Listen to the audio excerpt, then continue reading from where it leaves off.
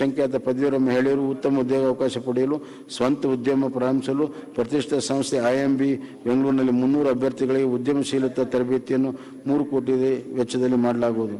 ರಾಜ್ಯದಲ್ಲಿ 40,000ಕ್ಕಿಂತ ಹೆಚ್ಚು ವಾಫ್ ಆಸ್ತಿಗಳು, ಇವುಗಳ ಸಂರಕ್ಷಣೆ ಮತ್ತು ಅಭಿವೃದ್ಧಿಗೆ 2023-24 10 ಕೋಟಿ ರೂಗಳು ಮತ್ತು ಕಬ್ರಸ್ತಾನ್ ಅಭಿವೃದ್ಧಿಗೆ 10 ಕೋಟಿ ರು ಅನುದಾನ ಒದಗಿಸಲಾಗುವುದು. ಅಲ್ಪಸಂಖ್ಯಾತರ ಅತಿ ಹಿಂದುಳಿದ ಪಿಂಜಾರ್, ದರ್ವೇಸಿ, ನದಾಫ್ ಸಮುದಾಯಗಳ ಶೈಕ್ಷಣಿಕ, ಆರ್ಥಿಕ, ಸಮಾಜ ಅಭಿವೃದ್ಧಿಗಾಗಿ ಕರ್ನಾಟಕ ಅಲ್ಪಸಂಖ್ಯಾತ ಅಭಿವೃದ್ಧಿ ನಿಗಮ ಎಲ್ಲ ಯೋಜನೆಗಳನ್ನು ಹೆಚ್ಚಿನ ಆದ್ಯತೆ ನೀಡಲಾಗುವುದು.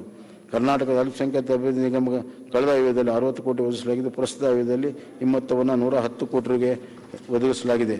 ನಿಗಮಕ್ಕೆ ನೀಡಿರುವ ಹೆಚ್ಚುವರಿ ಅನುದಾನ ಈಗಾಗಲೇ ಲಭ್ಯ ಇರುವ ಮೊತ್ತವನ್ನು ಸೇರಿದಂತೆ 2023-24ರಲ್ಲಿ 306 ಕೋಟಿ ರೂಗಳಲ್ಲಿ ವಿವಿಧ ಯೋಜನೆ ಅನುಷ್ಠಾನಗೊಳಿಸಲಾಗುವುದು. ನಮ್ಮ ಸರ್ಕಾರ ಎಲ್ಲರಿಗೂ ಸೂರು ಒದಗಿಸಲು ವಿಶೇಷ ಆದ್ಯತೆ ನೀಡಿ ಬಿಜೆಪಿ ಸರ್ಕಾರ ಅಧಿಕಾರಕ್ಕೆ ಬಂದಾಗ ಹಿಂದಿನ ಸರ್ಕಾರ ಯಾವುದೇ ಅನುದಾನ ಹಂಚಿಕೆ ಮಾಡದೆ 15,84,000 ಮಂಜೂರು ಮಾಡಲಾಗಿತ್ತು. ಬಡವರ ಹಿತಾಸಕ್ತಿ ದೃಷ್ಟಿಯಿಂದ ಹಿಂದಿನ ಸರ್ಕಾರ ಅವಧಿಯಲ್ಲಿ ಘೋಷಿಸಿದ ಮನೆಗಳನ್ನು ನಮ್ಮ ಸರ್ಕಾರ 2 ವರ್ಷಗಳ ಕೋವಿಡ್ ಸಂಕಷ್ಟ ನಡುವೆಯೂ 10,173 ಕೋಟಿ ಅನುದಾನದಲ್ಲಿ ಹಂಚಿಕೆ ಮಾಡಿ ಸುಮಾರು 5 ಲಕ್ಷ ಮನೆಗಳಿಗೆ ಪೂರ್ಣಗೊಳಿಸಿದೆ. 5 ಲಕ್ಷ ಹೊಸ ಮನೆಗಳಿಗೆ ನಿರ್ಮಾಣ ಅನುಮೋದನೆ ನೀಡಿದೆ. ಪ್ರಸ್ತುತ ಸಾಲಿನಲ್ಲಿ 5 ಲಕ್ಷ ಮನೆ ಪೂರ್ಣಗೊಳಿಸಲಾಗುವುದು ಹಾಗೂ ಒಟ್ಟಾರೆ 5,000 ಕೋಟಿ ವೆಚ್ಚ ಮಾಡಲಾಗುವುದು. ಬೆಂಗಳೂರಿನ ಪ್ರಸ್ತುತ 20,000 ಮನೆಗಳಿಗೆ ಪೂರ್ಣಗೊಳಿಸಿ ಫಲಾನುಭವಿಗಳು ಹಸ್ತಾಂತರಿಸಲಾಗುವುದು. ಈ ಯೋಜನೆ ಇಚ್ಛಿಸುವ ಮನೆಗಳು ಆನ್ಲೈನ್ ಫಲಾನುಭವಿಗಳು ಆಯ್ಕೆ ಮಾಡಿಕೊಳ್ಳುವ ಪಾರದರ್ಶಕ ವ್ಯವಸ್ಥೆಯನ್ನು ರೂಪಿಸಲಾಗಿದೆ. ಅಭಿವೃದ್ಧಿ ಆಕಾಂಕ್ಷಿ ತಾಲೂಕುಗಳಲ್ಲಿ ವಸತಿ ರಹಿತ ವಸತಿ ಸೌಲಭ್ಯ ಕಲ್ಪಿಸಲು ನಮ್ಮ ಸರ್ಕಾರ ಆದ್ಯತೆ ನೀಡಿದೆ. ಸಸ್ಯರೇಷನ್ ಅಪ್ರೋಚದಲ್ಲಿ ಮುಖಾಂತರ ಹೆಚ್ಚಿಗೆ ಜನರಿಗೆ ವಸತಿ ಸೌಲಭ್ಯ ಕಲ್ಪಿಸಲು ಈ ತಾಲೂಕಿನಲ್ಲಿ ಆದ್ಯತೆ ನೀಡಲಾಗುವುದು. ಈ ಉದ್ದೇಶಕ್ಕಾಗಿ ಪ್ರಸ್ತುತ ವರ್ಷದಲ್ಲಿ 500 ಕೋಟಿ ರೂಗಳನ್ನು ಒದಗಿಸಲಾಗಿದ್ದು, ಅವಶ್ಯಕತೆ ಇದ್ದಲ್ಲಿ ಹೆಚ್ಚುವರಿ ಅನುದಾನ ಒದಗಿಸಲಾಗುವುದು. ಅತಿವೃಷ್ಟಿಯಿಂದ ಸಂಪೂರ್ಣವಾಗಿ ಹಾನಿಯಾಗಿರುವ ಮನೆಗಳ ಪುನರ್ ನಿರ್ಮಾಣ ನೀಡುತ್ತಿರುವ ಸಹಾಯಧನವನ್ನು ನಮ್ಮ ಸರ್ಕಾರ 5 ಲಕ್ಷಕ್ಕೆ ಹೆಚ್ಚಿಸಿದೆ.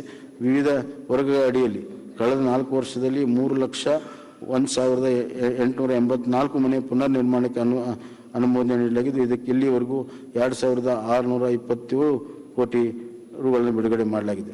ಸರ್ಕಾರಿ ಮಾಲೀಕತ್ವದ ಇರುವ ಕೊಳಗೇರಿ ಪ್ರದೇಶಗಳಲ್ಲಿ ವಾಸಿಸುವ 1,14,000 ಲಕ್ಷ ಕುಟುಂಬ ಹಕ್ಕುಪತ್ರ ನೀಡಿದ್ದು, ವರ್ಷಾಂತದಲ್ಲಿ 3,36,00,000 ಕುಟುಂಬಗಳಿಗೆ ಭೂ ಮಾಲೀಕತ್ವ ಹಕ್ಕುಪತ್ರ ನೀಡಲಾಗುವುದು.